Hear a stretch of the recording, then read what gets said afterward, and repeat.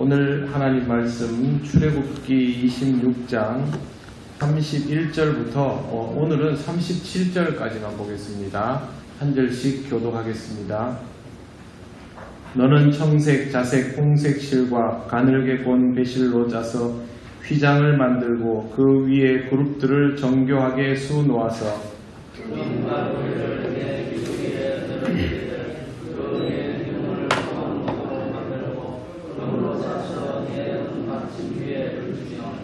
그 휘장을 갈고리 아래에 늘어뜨린 후에 증거궤를 그 휘장 안에 들여놓으라. 그 휘장이 너희를 위하여 성소와 지성소를 구분하리라.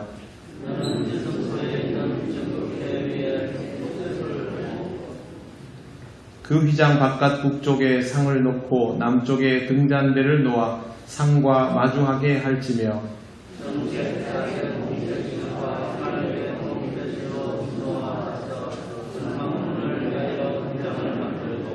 같이 읽겠습니다. 그 휘장 문을 위하여 기둥 5을 조각목으로 만들어 금으로 싸고 그 갈고리도 금으로 만들지며 또 그 기둥을 위하여 받침 5개를 노수로 부어 만들지니라. 아멘. 기도드리겠습니다. 하나님 감사합니다. 오늘도 하나님 우리에게 말씀하여 주실 때 이 말씀이 들리게 하시고 깨달아지게 하시고 은혜 되게 하여 주시옵소서. 예수님 이름으로 기도드립니다. 아멘. 오늘 또 성소에 관한 오늘은 특별히 휘장에 관한 말씀을 여러분에게 전할까 합니다. 31절에 나오는 제일 먼저 나오는 이 휘장은 과거에는 장으로 번역이 따로 되었었는데 지금은 앙장이나 장이 아니라 전부 휘장으로 번역을 하고 있습니다. 굳이 예전에 다르게 번역했던 이유는 앞에 소개되었던 제1휘장과 구별을 하기 위해서입니다. 우리가 지난주에랑 그림을 보면서 보았던 그 휘장들은 성막을 덮는 재료였죠. 그 위에 막 몇 겹으로 덮고 나중에 염소털로 해가지고 덮고 방풍, 방수 그렇게 했던 것을 기억하고 있습니다. 근데 오늘 말씀에 나오는 휘장은 성소와 지성소를 구별하는 용도로 사용된 휘장입니다. 칸막이 있죠, 일종의. 32절에 보시면 이렇게 되어 있습니다. 이 휘장은 4기둥에 달려있는 금고리에 걸려 아래로 길게 늘어뜨려진 상태라고 되어 있습니다. 지성소를 가리는 것이죠. 지성소는 보지 말라는 겁니다. 바깥에서 성소를 들여다볼 수는 있겠지만 거기서 지성소를 들여다보는 것은 허락되지 않았다라는 것입니다. 대제사장은 1년에 한 차례 대속죄일, 유대 종교력으로 7월 10일입니다. 이날만 휘장을 걷고 지성소에 들어갈 수 있습니다. 전체 성막 안에서 중요한 곳이 성소이고 이 성소 안에서 제일 중요한 곳이 지성소이고 그런데도 빈도는 1년에 딱 한 번 들어갈 수 있도록 되어 있습니다.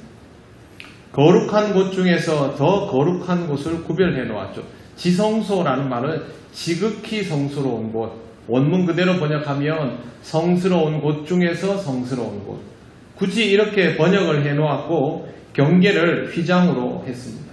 하나님께서 왜 이렇게 자꾸 경계를 두실까요? 그것은 하나님이 지극히 거룩하시기 때문입니다. 인간은 전혀 거룩하지 않고 하나님은 지극히 거룩하십니다. 그렇다면 인간이 하나님의 거룩함을 인간 그대로의 모습으로 느끼는 것은 사실상 불가능하다고 보아야 합니다.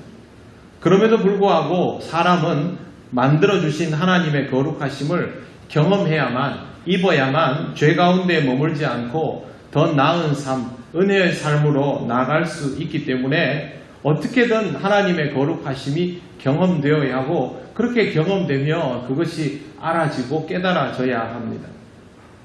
인간이 해야 할 일이 무엇이냐? 하나님의 거룩하심을 경험하기 위한 연단을 받아야 됩니다. 훈련이 필요한 것이죠. 그냥은 안 됩니다. 여러분 지금 세상에서 살아가고 있는 관점이나 그런 판단력이나 이런 것들을 가지고 신앙생활에 그 잣대를 사용하면 맞습니까? 안 맞지요. 그것만 해도 벌써 차이를 느낍니다. 그런데 이 모든 것들의 원형이 되시는 하나님을 지금 내가 가지고 있는 안목이나 판단을 가지고 판단해서 존재 여부를 결정하면 그게 맞을 리가 있겠습니까? 안 맞죠. 그렇기 때문에 우리에게는 신앙적인 연단, 훈련 이런 과정들이 필요한 것입니다. 그리고 하나님의 거룩하심을 조금이라도 더 느끼기 위한, 느낄 수 있도록 배려되어 있는 장소나 시간 또 방법들이 있어야 합니다. 이러한 것들을 다 모아놓은 곳이 성막이고 그 중에서 더 특화시켜 놓은 것이 성소이고 그런 모든 것들을 단 한 번의 기회로 단 한 번의 장소로 압축시켜 놓은 것이 지성소가 되는 것입니다. 실제로 이스라엘 사람들이 지성소에 들어갈 수 있습니까? 못 들어가지 않습니까? 제사장들은 다 들어갑니까? 못 들어갑니다. 딱 한 사람 1년에 한 번만 대표로 들어갑니다. 그러면 실제 경험은 아니죠. 하지만 그 사람이, 그 대제사장 한 사람이 1년에 딱 한 차례 들어가는 그 순간은 온 이스라엘이 여기에 다 몰두하는 상황이죠. 이 한 번을 위해서 모든 것들을 준비해야 하죠. 그 과정이 훈련인 것입니다. 그렇게 해서 자기는 보지도 못하고 경험치 못한 것처럼 느끼지만 이 과정들을 통하여 하나님의 거룩하심에 익숙해져 가는 겁니다. 이런 게 바로 영적 훈련의 의미입니다. 우리에게 있어서 이런 방법들이 있습니다. 그게 바로 예배입니다. 하나님과 만날 수 있는 시간, 하나님과 만날 수 있는 장소, 하나님과 만날 수 있는 방법들을 총체적으로 모아놓은 그것이 바로 예배입니다. 예배의 형식이 있는 이유는 하나님께 이렇게 하면 더 영광이 될까, 저렇게 하면 더 영광이 될까, 그렇게 접근하는 것도 있지만 이것이 우리에게 가장 기본이요 영적인 훈련이라서 그렇습니다. 영적으로 미숙한 우리가 하나님을 만나는 가장 쉽고 확실한 방법. 신앙생활에서 제일 쉬운 게 뭐냐면 예배입니다. 신앙생활에서 제일 어려운 게 뭐냐면 예배가 끝나는 순간부터입니다. 신앙생활에서 제일 좋은 게 뭐냐면 교회에 있는 겁니다. 뭐가 어렵습니까? 교회를 벗어나는 순간부터 어려워지는 것이죠. 그런데 제일 기본이 되는 가장 쉬운 접근 방법인 이 예배가 먼저 내 삶 속에서 구체화되지 않으면, 내 몸과 마음에 익숙해지지 않으면 그 다음은 기대하기 어렵습니다. 하나님께서 이스라엘 백성을 훈련시키기 위해서 이 모든 것들을 준비해 주셨다라는 것을 우리는 잊지 말아야 하고, 지금 우리에게 이런 예배가 허락되는 것도 바로 그런 이유입니다. 예배가 전부이고 예배만 잘 드리면 된다? 절대 아닙니다. 그럴 수 없습니다. 우리는 여기서 드리는 이 예배를 통하여 교회 밖에서도 예배가 끝난 이후에도 똑같이 예배자로서 살아가야 하죠. 그게 지금 예배를 드리는 이유입니다. 이것만 하기 위해서 교회를 나오는 건 아닙니다. 근데 그걸 하려면 응용이죠. 응용. 그게 응용 아닙니까? 응용을 하려면 기본이 돼야 응용을 하는 것이죠. 하나님은 지금 이스라엘 백성에게 성소와 지성소를 통하여 기본을 가르쳐주고 계시는 겁니다. 이 기본이 충실해지면 자연스럽게 응용이 되는 것이죠. 우리도 예배를 통하여 더 성숙한 신앙의 단계로 나아가야 합니다. 그걸 위해서 항상 여러분 기본에 충실하자라는 생각을 가지고 살아가시기를 바랍니다. 모든 일이 그렇죠. 기본이 안 되면 그 다음은 기대하기 어렵습니다. 그럼 이걸 위해서 우리도 이렇게 공간과 장소를 따로 마련해야 할까? 그렇지는 않습니다. 예수님께서 십자가를 지심으로 성소의 휘장을 나누어 놓으셨기 때문에 우리에게 굳이 그런 성소와 지성소 같은 구별된 공간이 필요한 것은 아닙니다. 하나님께서 친히 이 땅에 오셔서 거리를 둔 거룩함이 아니라 우리를 구원하시는 거룩함, 낮은 자리에서의 거룩함을 보여주셨기 때문에 우리가 굳이 그렇게 다른 장소가 있어야 할 이유는 없습니다. 그렇다면 이제 우리는 우리 안에 오신 예수 그리스도를 만날 수 있으면 되는 것이죠. 어떤 장소가 아니라 우리를 찾아오시는 주님의 특별함을 발견할 수 있어야 합니다. 예수님은 어떤 분인지, 예수님이 왜 이 땅에 오셨는지, 또 예수님이 육체를 가지고 이 땅에 오셨는데 우리하고는 무엇이 다른지, 그렇게 다른 것들을 예수님은 또 어떻게 포기하셨는지, 예수님은 어떻게 죽으시고 부활하실 수 있었는지, 예수님께서 기도하신 이유는 무엇인지, 이런 것들을 하나하나 알아가고 배워가고 느껴가면서 예수님의 마음을 내 안에 품어가는 것입니다. 그게 바로 성소로 나아가는 삶입니다. 그 성소로 나아가는 삶을 통하여 주님과 나와의 1:1 대면이 이루어지는 모든 것들로부터 방해받지 않고 주님과 내가 대면하는 그 순간이 오늘 말씀으로 비유하자면 지성소에 이르는 것이죠. 우리가 대제사장이 되어서 내 인생에 한 번뿐인 주님과의 온전한 만남을 그렇게 이루면 그게 지성소가 아니고 뭡니까? 그게 대제사장의 역할이죠. 이제 우리는 겉으로 보이는 장소와 어떤 시간과 방법이 아니라 보이지 않는 그런 상황을 통하여, 순간을 통하여 하나님께 내가 몰입하는 일을 통하여 그렇게 주님과 독대할 수 있어야 합니다. 그냥 교회만 왔다 갔다 해서는 결코 성소로 나아가는 삶이 되지 못합니다. 이걸 꼭 생각해야 됩니다. 왜 대제사장만 들어가며 그것도 1년에 한 번만 들어가게 하셨을까? 그렇게 귀하고 거룩한 곳이면, 그렇게 좋은 곳이면 자주 들어가면 더 좋지 않습니까? 항상 들어갈 수 있게 해주면 더 좋지 않습니까? 근데 하나님은 그렇게 하시지 않았습니다. 하나님은 우리를 사랑하시고 우리와 함께 하시고 늘 우리 곁에 계시고 우리를 인도하여 주셔도 하나님은 항상 선을 그어놓고 계셨어요. 우리가 해야 할 것, 감당해야 할 것들을 그 정도를 경험하도록 하신 것이죠. 들락날락거린다고 거룩함을 경험하는 것이 아니라 딱 한 번의 집중으로 온전히 하나님만을 만날 수 있는 것이 더 낫다라고 우리에게 가르쳐 주신 것입니다. 하나님은 이스라엘에게 귀한 것을 알게 하시려고 선을 긋고 휘장을 두게 하셨고 이렇게 빈도를 극단적으로 조절해 주셨다면 우리는 우리의 삶을 신앙생활을 영위함에 있어서 신앙생활을 양이 아니라 질적으로 꾸려나갈 줄도 알아야 합니다. 신앙생활은요 절대 양이 아닙니다. 질로 승부가 돼야 돼요. 여러분 교회를 자주 나오는 것이 나오지 않는 것보다 훨씬 낫습니다. 그런데 정말 중요한 건 그렇게 나와 있는 순간 내가 얼마나 진정성 있게 하나님과 대면하는가, 그게 중요한 것이죠. 자주 나오는 것이 기준이 아닙니다. 그렇게 집중할 수 있는 우리가 안 되기 때문에 매번 그렇게 나와서 하나님 앞에 몰두하면서 하나님 앞에 집중하는 연단을 받아가고 있는 거죠. 할 수만 있다면 그 순간순간 집중하면 훨씬 더 나아질 것입니다. 거룩함을 깨닫는 것, 하나님을 제대로 깊이 만나는 것은 전적으로 내면의 문제이고 질적인 문제입니다. 한 번만 하나님을 제대로 만나면 인생 자체가 뒤집어지지만 수많은 빈도에도 하나님을 제대로 만나지 못한다면 결국 허탄해질 수밖에 없습니다. 여러분의 신앙생활이 내용면에서 어떠한지를 잘 살펴보며 살아가시기를 바랍니다. 그리고 여러분 마음에 누구에게도 방해받지 않는 영역, 오직 주님에게만 집중할 수 있는 그런 영역이 존재해야 됩니다. 시간을 빼는 것, 장소를 빼는 것도 방법인데요.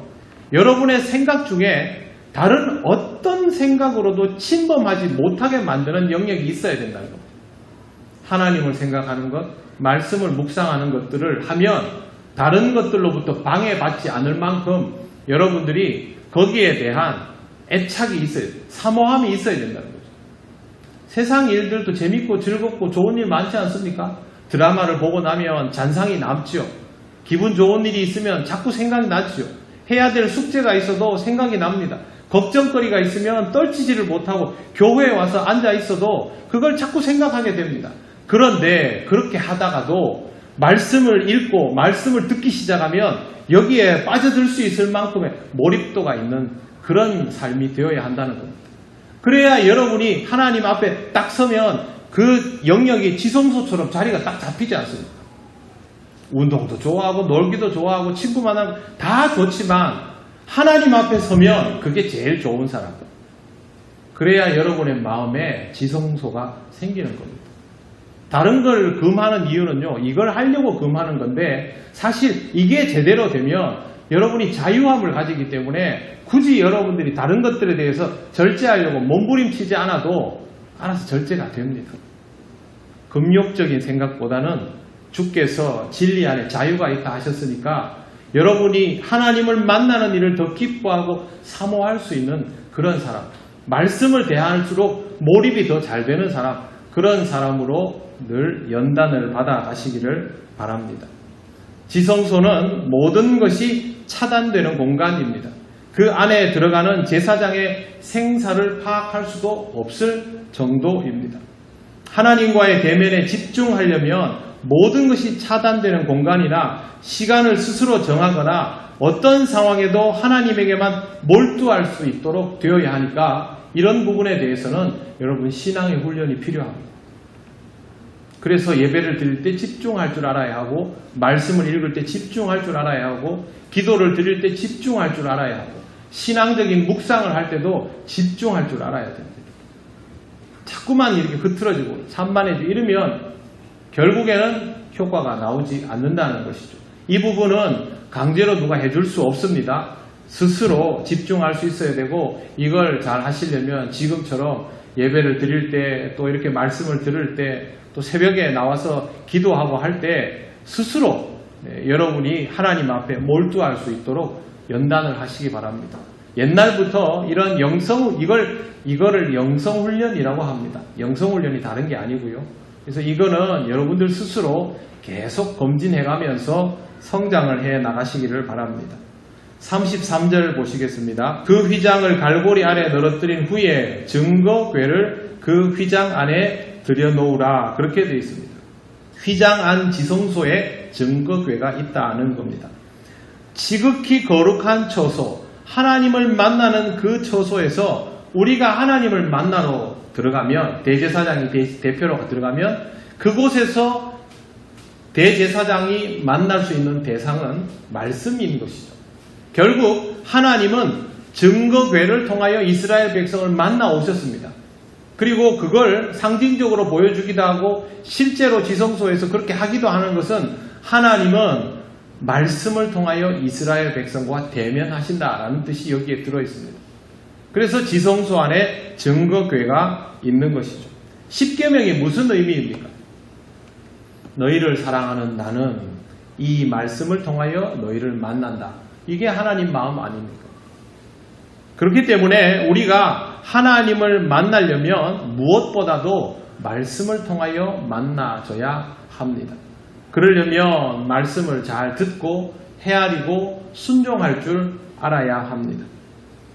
거룩하신 하나님을 우리가 만나는 방법은 배울 때는 말씀밖에 없다라고 먼저 생각하는 게 좋습니다.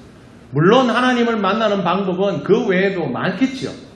사건과 상황 속에서 많겠지요. 그러나 우리가 제일 쉽고 확실하게 만날 수 있는 것은 말씀이다.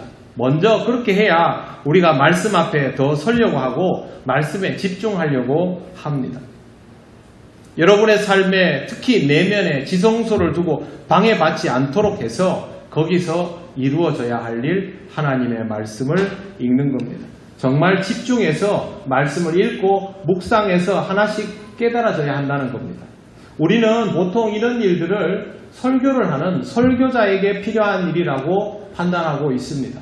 목회자가 그렇게 해서 말씀을 읽고 깊이 묵상하고 그걸 최대한 이해하기 쉽도록 바꾸어 놓아서 성도들에게 그걸 전달해 주고 성도들은 그 어려운 내용을 좀 쉽게 만들어준 그런 목회자의 설교를 통해서 들으면 된다, 이렇게 생각하죠. 그죠? 여러분 그렇게 생각하지 않습니까? 그런데 목회자는 당연히 그렇게 해야 됩니다. 하지만 여러분들도 그렇게 해야 됩니다. 왜 그러냐 하면 설교자가 여러분의 인생을 살지는 못하기 때문에 그렇습니다. 그 말씀을 쉽게 전달하는 것은 그 말씀을 조금이라도 이해시키기 위해서 쉽게 전달하는 것이지, 그걸 이해받았다고 해서 내 인생에 있는 숙제도 쉽게 다 풀린 건 아닙니다. 그걸 다시 내 삶 속에 최적화시키려면 목회자가 본문을 들고 고민하는 것과 똑같은 과정을 결국 말씀을 들은 사람도 자기 삶 안에서 겪어내야 되는 거죠. 여러분 하나님 말씀 들으면 막 뭐든지 다 받아들여지고 용납이 되고 이해가 되고 그렇습니까?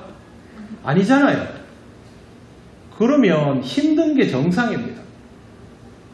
말씀을 전하는 사람도 본문을 펼치고 나서 설교를 한참 준비하다가도 이거를 해야 되나 얼마나 많이 고민하고 기도하게 되는지 모릅니다. 똑같이 여러분들도 말씀을 듣고 가면 마음에 걸림도 있고 이해 안 되는 부분도 있고 너무 야속하기도 하고 그렇기도 하죠.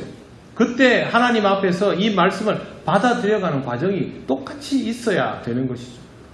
그게 뭐냐 하면 하나님을 만나는 과정입니다. 하나님께서 하늘에서 날아오셔가지고 갑자기 구름 가운데서 모습을 보여주시고 그것만 쳐다보고 있으면 여러분 평생 하나님 못 만날 수 있습니다. 모든 사람이 사도 바울처럼 주를 만난 것은 아니지 않습니까? 그렇기 때문에 우리는 내 인생에 하나님이 그렇게 특별하게 나타나 주기를 바라지 말고 어떤 상황에서도 역사하시는 하나님을 알아차릴 수 있도록 해주신 하나님의 말씀을 먼저 접하는 것이 맞습니다. 그래서 여기서 하나님을 잘 만나기 시작하면 그 다음부터는 여러분들이 왼쪽을 돌아보아도 오른쪽을 돌아보아도 어제를 보고 내일을 기대해도 항상 하나님이 나와 함께 하신다는 것을 느낄 수 있게 됩니다. 그게 하나님의 임재가 이루어지는 삶이라는 것을 알게 되는 것이죠. 그렇게 순서가 되어가야 합니다. 하나님께서 여러분에게 말씀하시는 것을 놓치지 말고 들으시기를 바랍니다. 영적인 훈련이 되어서 말씀에 대한 이해도가 높아지면 높아질수록 여러분의 삶 속에 하나님의 말씀이 잘 녹아지면 녹아질수록 여러분의 삶에 있는 아주 자잘한 것들까지 하나님의 음성이 들어있다는 것을 느끼게 될 겁니다. 그러면 그 사람은 은혜로 하루를 살아가는 것이죠. 좋은 일이 있어도 하나님께 감사하고 그렇지 않은 일이 있어도 하나님께 감사하고 나는 다 이해하지 못해도 하나님께서 지금까지 내게 해주셨던 그 일들을 돌이켜보면 내가 또다시 하나님께 기대하지 않을 수가 없다. 그렇게 되면서 또 감사하고 그렇게 가는 겁니다. 그러니 말씀을 이해하고 못하고의 차이가 얼마나 커집니까? 그래서 항상 여러분의 마음속에서 말씀을 받으면 놓치지 않도록 하시기를 바랍니다. 하나님께서 고민하며 말씀을 듣는 자에게는 깨닫는 은혜와 기쁨을 주십니다. 34절에 보시면 증거 궤 위에 속죄소가 있다라고 되어 있습니다. 말씀은 우리에게 무엇이 옳고 그른지를 가르쳐주고 우리가 가야 할 길과 해야 할 길을 보여줍니다. 잘하면 좋겠지만 그렇게 안 될 때도 있지요. 이런 상황에서 말씀이 우리에게 부담이 되는 경우도 분명히 있습니다. 그런데 증거궤 위에 속죄소가 있습니다. 속죄소는 인간의 죄를 용서해 주시는 하나님의 마음이 있음을 깨닫게 해주는 장치가 됩니다. 이스라엘 백성은 증거궤를 보면 은혜로 받아야 되지만 성숙하지 못하는 과정 중에는 늘 이 언약궤가 부담이죠. 그렇지 않습니까? 십계명이 부담 아닙니까? 부족할 때는 부담인데 우리가 항상 부족하니까 계속 부담이죠. 그러나 거기에 위에 그룹의 날개가 다 덮여져 있지 않습니까? 하나님은 우리에게 말씀을 주시고 이 말씀을 꼭 지키라 하셨지만 우리도 하나님의 마음을 알아서 이 말씀을 지키기 위해서 최선을 다해 살아가지만 우리가 부족한 인생인지라 우리도 모르는 사이에 하나님 앞에서 죄를 지었을 때 다시는 기회가 없는 것이 아니라 하나님 앞에 나아가면 우리가 속죄함을 입는구나. 그게 바로 이 속죄소를 통하여 이스라엘 백성이 잊지 않게 되는 교훈입니다. 그래서 여기에 있는 속죄소는 아주 중요한 의미가 있습니다. 우리를 향한 하나님의 마음에는 바로 우리를 용서하고 사는 사랑이 있다라는 것이죠. 하나님은 우리를 사랑하십니다. 우리를 벌주기 위해서 말씀을 주시고 규칙을 정하고 그렇게 하시는 거 아닙니다. 당연히 하나님은 무섭죠. 그러나 그렇다고 해서 하나님과 거리를 두어야 할 이유는 조금도 없습니다. 오히려 하나님께 더 가까이 나아가는 것이 필요하죠. 자식이 잘못하면 숨으면 관계성에 문제가 자꾸 생기지 않습니까? 여러분 자식이 뭘 잘못하면 숨고 도망가면 좋겠습니까? 자식은 도망가고 싶은 마음도 좀 있겠죠. 근데 여러분 마음 어떻습니까? 아무리 잘못을 해도 내 앞에 와 있기를 바라잖아요. 그래가지고 나랑 같이 이 문제를 고민하고 풀어가기를 원하잖아요. 하나님 마음이 똑같습니다. 그래서 하나님은 우리에게 증거 궤도 주시고 속죄소도 허락하신다는 것을 꼭 기억을 하시기를 바랍니다. 35절부터 보시면 휘장 바깥 북쪽에 상을 놓고 남쪽에 등잔대를 놓아 상을 마주하게 할지며, 이 지난번 영상에서 본 부분입니다. 이쪽에는 등대, 이쪽에는 진설병 이렇게 해서 보도록 되어 있고요. 36절에는 성막물을 위한 휘장이 나옵니다. 휘장은 모두 8가지인데 기능과 원어 이름으로 분류를 하면 5종인데 외울 필요는 전혀 없습니다. 부담 가질 필요도 없고요. 그렇지만 제가 한 번만 불러드리겠습니다. 제1휘장, 제2휘장은 예리야입니다. 성소와 지성소를 구별하는 휘장은 파로케트라고 합니다. 저도 모르는 명칭입니다. 원어를 한 번만 불러드리겠습니다. 성막 본체의 출입문 역할을 하는 성소 휘장으로 쓰이고 전체 출입문 휘장으로도 쓰이는 것이 마사크입니다. 성막들을 둘러친 성막들 포장은 켈라라고 합니다. 성막 본체 1휘장과 2휘장을 덮는 웃덮개는 미크세라고 합니다. 이렇게 종류가 다양합니다. 지난번 그림에 보면 겹겹이 막 이렇게 붙여져 있지 않습니까? 그걸 설명을 하는 겁니다. 그 다음 제가 말씀드리려는 것은 37절입니다. 37절 한번 보십시오. 요거 같이 한번 읽어보겠습니다. 시작. 그 휘장문을 위하여 기둥 5을 조각목으로 만들어 금으로 싸고 그 갈고리도 금으로 만들지며 또 그 기둥을 위하여 받침 5개를 노수로 부어 만들지니라. 아멘. 자, 그런데 요거랑 비슷한 본문이 어디에 나오냐 하면 32절을 보십시오. 금갈고리를 네 기둥 위에 늘어뜨리되 그 네 기둥을 조각목으로 만들고 금으로 싸서 네 은받침 위에 둘지며, 이렇게 됐습니다. 37절은 놋받침, 32절은 은받침입니다. 지성소 휘장을 걸기 위해서 세워진 4개의 기둥은 은받침으로 고정이 되어 있고요. 성소 휘장을 걸기 위한 기둥은 놋받침으로 되어 있습니다. 그러면 지성소니까 은이고 성소니까 놋이지. 근데 중요한 건 여러분, 지성소를 일반인이 볼 수 있습니까? 없습니까? 못 보지 않습니까? 그 말은요, 아무도 못 본다는 겁니다. 제사장들도 못 봅니다. 아무도 보지 못하는 곳의 받침은 은받침, 모두가 볼 수 있는 곳의 받침은 놋받침. 일반적으로 건축물을 이렇게 합니까? 이렇게 하지 않죠. 누가 이렇게 합니까? 사람들 잘 보이는 데는 은으로 하고 아무도 들여다볼 수 없는 곳에는 그렇게 할 필요가 없죠. 더군다나 이스라엘 사람들은 신의 형상도 없지 않습니까? 안에 들어가 봐야 나무에다가 도금해놓은 가구들이 좀 있을 뿐이죠. 다른 종교를 가진 사람들이 보기에는 초라하기 짝이 없는 모습이죠. 그런데 굳이 그 안에 아무도 보지도 못하는 데는 은장식을 하고 바깥에는 놋을 합니다. 이유가 무엇입니까? 성소, 지성소에 있는 모든 가치는 보는 사람들에게 초점이 맞추어져 있습니까? 하나님에게 초점 맞추어져 있습니까? 하나님에게 맞추어져 있습니다. 그래서 그들이 할 수 있는 정성을 거기다가 더 쏟도록 그렇게 하시는 겁니다. 사람들의 눈을 의식하지 않고 하나님에게만 정성을 다하는 것. 세상 사람들이 보는 쪽에 더 장식을 하고 그렇게 하지 않고 하나님 앞에 정성을 더하겠다라는 그런 마음입니다. 우리의 삶은 사람들에게 보여집니다. 그렇기 때문에 의식하게 됩니다. 사람들 앞에 있으면 아무래도 좀 자세를 가다듬고 좀 어떻게 잘 하려고 듭니다. 나쁜 거 아닙니다. 성소의 놋받침처럼 충분히 할 만한 정성이고 그렇게 하는 것이 좋습니다. 다른 사람들과 있으면 다른 사람들을 의식해야 됩니다. 그 사람들을 위해서라도 내 신앙생활을 좀 더 가지런하고 반듯할 필요가 있습니다. 그러나 할 수 있는 정성의 최선은 결국에는 하나님 앞이어야 합니다. 그게 중요합니다. 여러분의 놋받침은 사람들을 위해서 사용하시고 여러분의 은받침은 하나님을 향하여 사용하시기를 바랍니다. 둘 다 귀한 것이지만 굳이 따지자면 하나님께 정성이 더 쏟아지는 태도여야 한다라는 겁니다. 하나님께 정성을 다하기 때문에 다른 것들은 무시되어도 좋다. 그거 아닙니다.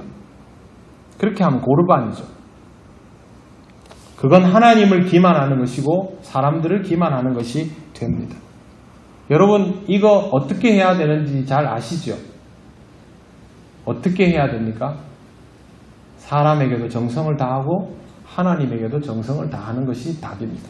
예수님께서 어떻게 하라 그랬습니까? 신앙생활 잘하려면 하나님을 사랑하고 이웃을 내 몸같이 사랑하고.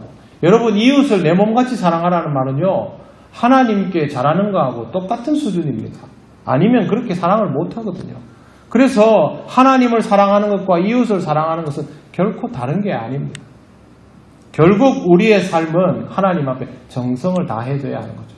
그런데 하나님께 더 정성을 다하고자 하는 마음으로 모든 것들을 하다 보면 우리에게 있는 모든 것들은 하나님 앞에 제대로 드려지게 되는 것입니다. 잘할 수 있을까? 잘할 수는 있습니다. 그런데 우리가 잘 못하는 진짜 이유는 이런 것들의 의미를 몰라서가 아니라 어떻게 하면 내가 힘들지 않고 하나님을 잘 섬길 수 있을까를 고민하기 때문에 이걸 잘 못하는 겁니다. 그럴 때는 머리가 복잡할 필요가 없습니다. 매 순간순간 이것이 하나님 앞에서 내가 잘하는 일일까 아닐까 그렇게만 고민하시면 됩니다. 머리 복잡하게 생각할 필요가 없고요. 그렇게 하다 보면 우리의 삶은 조금씩 더 나아지게 되어 있습니다. 로마서 12장 1절 말씀을 제가 읽어드리겠습니다. 그러므로 형제들아 내가 하나님의 모든 자비하심으로 너희를 권하노니 너희 몸을 하나님이 기뻐하시는 거룩한 산 제물로 드리라. 이는 너희가 드릴 영적 예배니라. 제가 오늘 여러분에게 전해드린 모든 내용은 사실은 이 성경 구절 하나로 귀결할 수 있습니다. 내가 하나님 앞에 진심을 다하고 전심으로 나서서 그렇게 살아가면 사실은 그것으로 인하여 우리가 해야 하는 모든 것들이 순리대로 돌아가게 되어 있습니다. 하나님을 제대로 사랑하는 사람은 이웃을 사랑하지 않을 수가 없는 것이고 이웃을 충분히 사랑하는 사람은 이미 하나님께 정성을 다하고 있는 사람이고 그 사람은 교회 안에서만 예배자일 뿐만 아니라 교회를 떠나서도 변함없는 모습으로 살아가기 때문에 역시 예배자일 수밖에 없다라는 것이죠. 여러분은 이러한 과정들을 꼭 잘 기억하시고 지금 내가 어떤 삶을 살아가고 있는지를 잘 돌아보시기를 바랍니다. 그리고 하나님 앞에서 예배자로 날마다 연단되어 가시기를 바랍니다. 저도 더 성장해야 되고요. 여러분들도 영적으로 더 성장해야 되고 그러면 우리는 더 영적으로 성장하는 공동체가 될 것입니다. 저는 거기에 대해서 확실한 소망과 신념이 있습니다. 지금 우리가 부족하더라도 우리가 하루에 정말 1mm라도 영적으로 더 잘할 수 있다면 시간이 가면 갈수록 우리는 하나님 앞에 더 성숙한 그리스도인으로 살아갈 수 있게 될 겁니다. 예배하는 모습과 예배 이후의 모습이 구별되지 않을 정도의 삶이 되었을 때 하나님께서 주신 은혜가 얼마나 큰지를 누리게 되실 것입니다. 그 날을 소망하면서 하나님 앞에서 한결같은 마음으로 살아갈 수 있는 그리스도인이 되시기를 바랍니다. 기도드리겠습니다. 먼저 하나님 앞에 우리의 영적인 훈련을 위해서 필요한 것을 구하면 좋겠습니다. 하나님 아버지, 우리의 마음에 거룩한 하나님을 모실 자리가 있게 하시고 그 자리를 지키게 하옵소서. 우리 마음에 지성소가 있도록 알려주시고 지킬 수 있게 하여 주시옵소서. 먼저 하나님께 기도드리겠습니다. 아버지 하나님, 은혜를 감사합니다. 하나님, 분주한 삶을 살아오면서 하나님과 대면할 수 있는 시간과 장소와 상황을 느끼지 못하고 그냥 휩쓸려 지나온 시간들이 너무 많이 있습니다. 하나님, 어떤 상황에서도 하나님과 함께 할 수 있는 우리가 되기를 원합니다. 우리의 마음에 지성소를 허락하여 주시옵소서. 하나님 아버지, 그 거룩한 처소를 하나님과의 만남으로 채울 수 있는 우리의 신앙이 될 수 있도록 하나님 우리 서로 스스로가 사모하는 마음, 갈급한 마음이 있게 하여 주시기를 원합니다. 아버지 하나님, 우리 모두의 마음에 임재하여 주실 때에 하나님 그 시간을, 그 영역을, 그 순간을 정말 귀하게 여기고 어떤 것들로부터 방해받지 않는 신앙이 될 수 있도록 아버지 하나님 우리를 연단시켜 주시고 날마다 조금씩 더 자라날 수 있도록 하나님 인도하여 주시옵소서. 우리 모든 성도들의 삶 속에 거룩한 지성소가 세워지고 흔들림 없이 신앙생활할 수 있기를 원합니다. 아버지 하나님 은혜를 더하여 주시옵소서. 말씀을 사모하는 우리가 되게 해달라고 하나님께 기도하면 좋겠습니다. 하나님 말씀을 사모하게 하시고 말씀을 통하여 우리를 만나 주실 때 우리가 그것을 깨닫고 하나님의 마음을 조금씩 헤아릴 수 있도록 인도하여 주시옵소서. 다 같이 기도드리겠습니다. 하나님 아버지, 우리에게 날마다 들려주시는 이 말씀들이 얼마나 귀한 것인지를 잊지 않게 하시고 날마다 이 말씀을 먹으며 더욱 자라나게 하시고 하나님 아버지 말씀에 대한 사모함이 커지게 하옵소서. 어떤 상황에서도 하나님의 말씀을 대면하면 그것이 최우선이 되게 하시고 이 말씀을 통하여 우리의 삶이 다시 한번 내려놓아지게 하시고 한 걸음씩 나아갈 수 있는 그런 삶이 되기를 원합니다.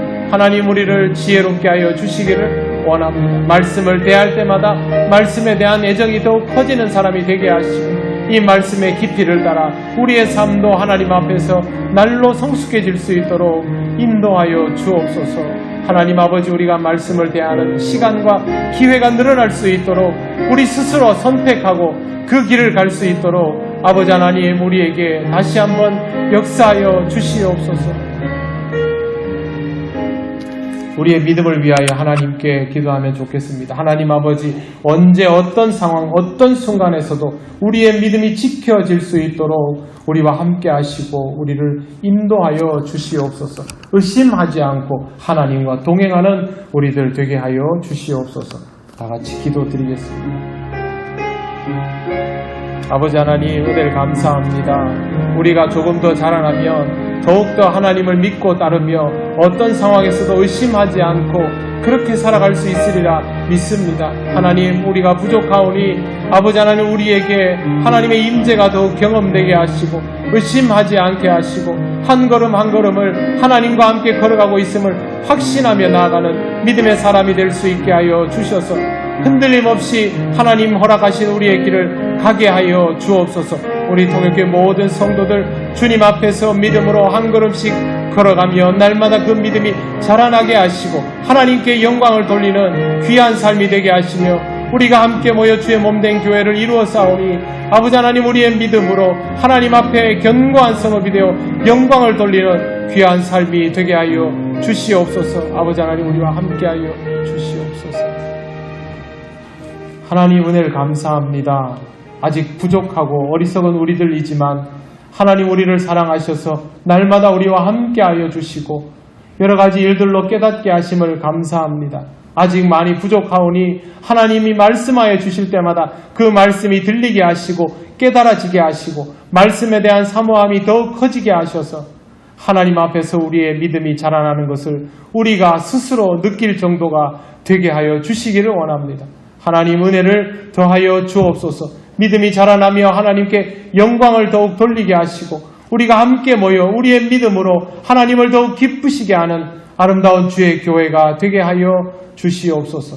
어려운 상황들을 많이 맞이하고 있습니다만 하나님의 말씀을 통하여 이 상황을 헤쳐나갈 지혜를 얻게 하시고 영적인 담대함을 가지고 하나님께서 우리에게 주신 숙제들을 잘 풀어가며 하나님께 영광을 돌리며 이 세상에 주의 영광을 드러내는 귀한 삶이 되게 하여 주시옵소서. 감사드리며 예수님 이름으로 기도드립니다. 아멘.